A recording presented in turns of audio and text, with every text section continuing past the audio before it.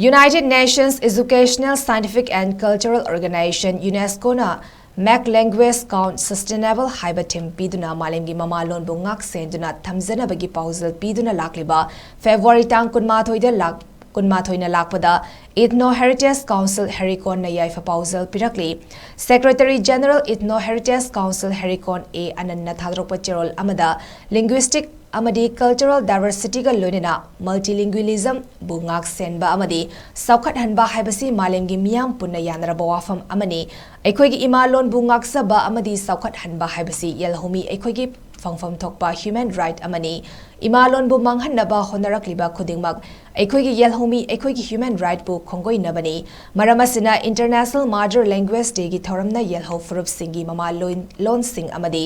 Mutsil Laklaba Lon Singbu Kannabagi Taurang Kaya Paikhatnaba Paojel Piri Aikhoigi Saktam di Isana Kanjagadabani Kana Amatana Kanbigadabanate Maramasina Mite